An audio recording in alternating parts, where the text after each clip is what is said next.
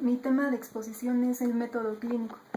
Es importante que antes de hablar del método clínico recordemos qué es el método científico.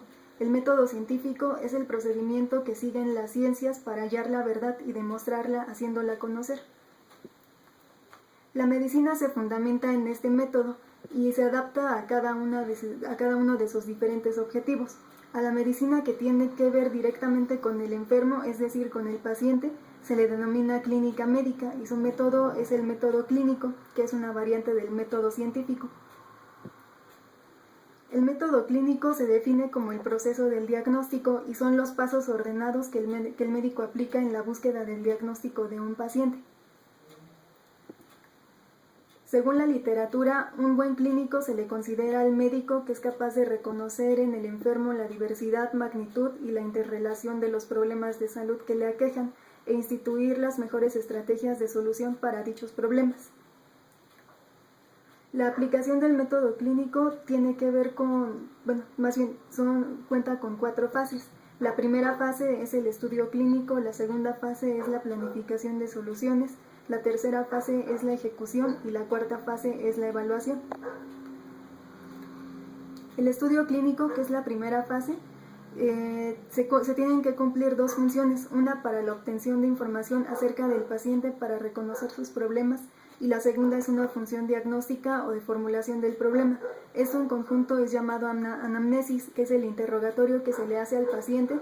Él nos tiene que describir los síntomas que tiene y nosotros observar que van a ser los signos y por medio de eso y aparte otros auxiliares de diagnóstico que podrían ser radiografías o estudios de laboratorio, establecer un diagnóstico.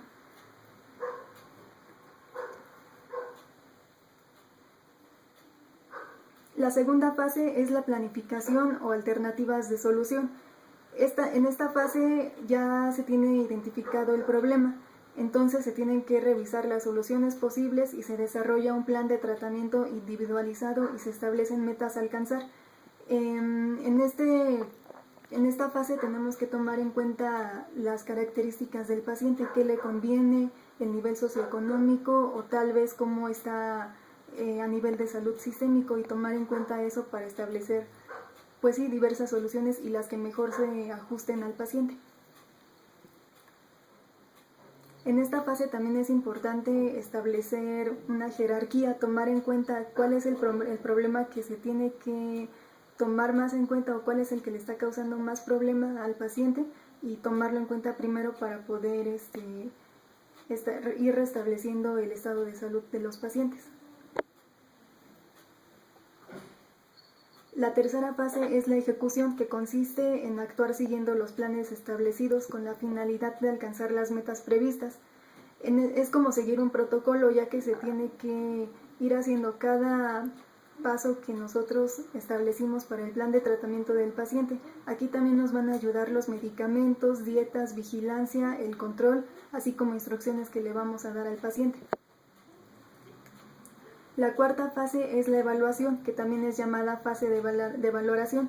En ella se va a examinar el logro o éxito de las intervenciones médicas para alcanzar las metas propuestas. Así también se van a evaluar los fracasos y ver qué otras opciones o alternativas de tratamiento tenemos. Y si es necesario, se tiene que revalorar y actualizar el plan de tratamiento de acuerdo a los logros o fracasos que se obtuvieron en el paciente. También es importante establecer un pronóstico, que puede ser favorable, reservado o desfavorable.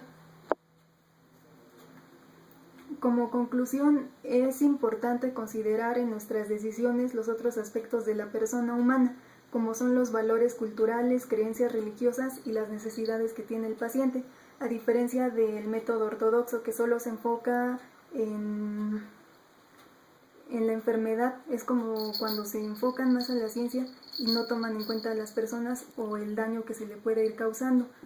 Por eso aquí en el método clínico es que principalmente nos enfocamos en el paciente, que es lo que actualmente utilizamos también en la práctica clínica, ya que ¿qué tal si nuestro paciente tiene algún problema de salud sistémico y no lo estamos tomando en cuenta? Entonces pueden fracasar los tratamientos, a comparación del método ortodoxo, que no se toma en cuenta si el paciente tiene problemas sistémicos y hay más probabilidades de que el tratamiento fracase. Por lo tanto, en el método clínico se tiene que tomar más en cuenta a la persona como tal para no causarle un daño a su salud, no solo a nivel bucal, sino también sistémico.